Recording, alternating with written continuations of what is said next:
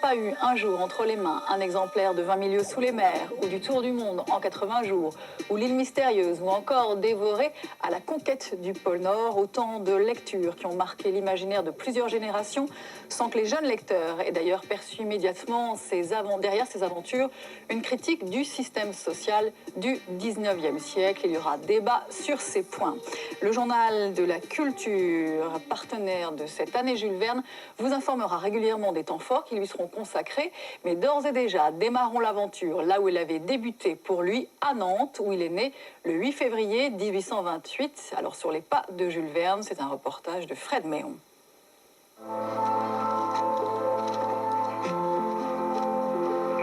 Olivier Sauzereau est dans la Lune depuis l'âge de 12 ans. Il en a fait son métier, il est photographe des étoiles.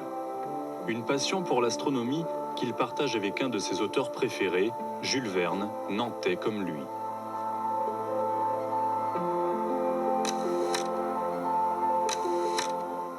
Il y a tellement de magnifiques pages dans l'œuvre de Jules Verne par rapport à l'astronomie.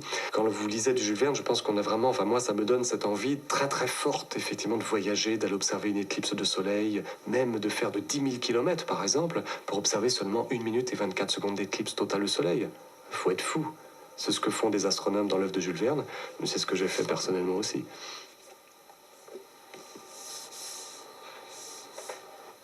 Le quartier de la Bourse. Moi je suis né ici. Au 19e siècle, c'est un lieu en pleine effervescence. Le chemin de fer passe tout près d'ici. La Loire et son port marquent l'activité de ce quartier. Et il faut bien imaginer que vous aviez ici, comme aujourd'hui encore, beaucoup de commerces. Alors des cafés, bien entendu, où devaient venir se reposer des marins, des capitaines de long cours, donc avec beaucoup d'histoires, probablement de voyages extraordinaires. Mais vous aviez aussi des commerces directement liés à l'activité maritime. Et en particulier, il y avait des opticiens de la marine. Vous avez également, toujours aujourd'hui, gravé dans la pierre sur l'un de ces immeubles du XVIIIe siècle, une remarquable méridienne, c'est-à-dire un cadran solaire qui ne donne l'heure qu'à midi, devant laquelle les armateurs ou les capitaines ou les simples Nantais pouvaient venir régler leur montre. Jules Verne est né ici, sur l'île Feydeau en 1828. Si ces immeubles sont de travers, c'est qu'ils s'affaissent après avoir été construits sur un bras comblé de la Loire. Le fleuve ne serpente plus ici depuis les années 30. C'est désormais le trafic qui s'écoule. Sans doute le jeune Jules a-t-il arpenté le passage Pommeray, lieu incontournable de Nantes, bâti à son époque. Sans doute aussi s'est-il promené dans le jardin des plantes. C'est ici que les marins ramenaient la flore du monde entier pour le compte du Muséum d'histoire naturelle de Paris. Ces plantes, avant de passer du port de Nantes à Paris, devaient être acclimatées. Et le jardin des plantes avait ce rôle, notamment d'acclimatation, en particulier les serres que nous avons derrière nous. Et donc ce rôle de la connaissance scientifique, ce rôle encyclopédique, cette serre, c'est véritablement une encyclopédie du vivant, et particulièrement jules vernienne.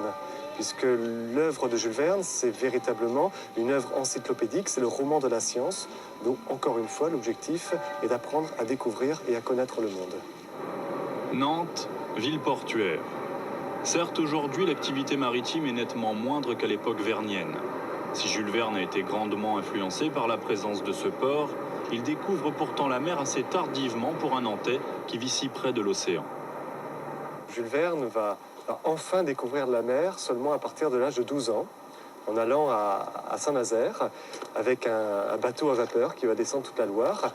Et avec son frère Paul, Jules Verne a 12 ans, dès qu'ils sortent du bateau, il se précipite vers une plage de Saint-Nazaire, et tout de suite, ils se mettent à genoux pour boire l'eau de mer.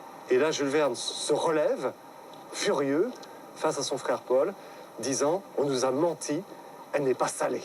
Et en fait, il se trouve que c'était la marée descendante et qu'ils ont bu l'eau de la Loire, qui était encore à ce moment-là. Au XVIIIe et XIXe siècle, la fortune des armateurs nantais provient du commerce du bois d'ébène, la traite des Noirs, que Jules Verne condamnera dans son roman Un capitaine de 15 ans, écrit à Nantes en 1877. C'est un roman qui se passe essentiellement en Afrique et qui est une dénonciation extrêmement forte. Il y a des pages remarquables, très très dures pratiquement à lire, mais qui sont absolument fantastiques, sur l'horreur de la traite négrière. Et le fait de l'avoir écrit à Nantes, bien entendu, est certainement pas dû au hasard.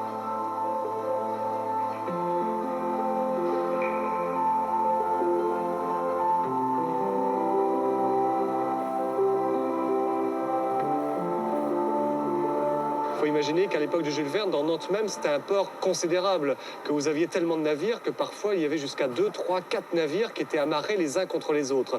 Et lorsque, particulièrement, Jules Verne est gamin, il y avait en permanence de décharger des voiliers qui arrivaient du monde entier, le sucre, le café, le cacao, le thé, la porcelaine de Chine, la noix de muscade, les oranges, les bananes. Bref, il y avait véritablement le monde entier qui était déchargé sur les quais du port de Nantes avec ses odeurs, avec son exotisme, avec ses histoires. C'est un port, c'est des marins, donc il y a naturellement tout un imaginaire qui a joué un très très grand rôle dans le fantasme du voyage extraordinaire.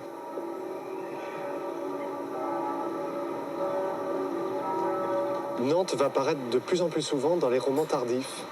Dans la dernière période de sa vie, en fait, Jules Verne est venu très régulièrement à Nantes jusqu'en 1885. Et Nantes va apparaître assez régulièrement dans ses romans, notamment dans le superbe Orénoque, où il y a un passage exceptionnel sur Chantenay, qui est juste à côté de Nantes, sur la Loire. Et c'est un véritable hommage au mouvement maritime de la Loire. Et Nantes va apparaître également de plus en plus régulièrement dans un certain nombre de romans. Ça peut être extrêmement ponctuel, ça peut être juste le nom de Nantes ou de l'un des lieux de la région nantaise. Ainsi, Jules Verne a toujours conservé le souvenir de Nantes et aujourd'hui, c'est Nantes qui cultive son souvenir.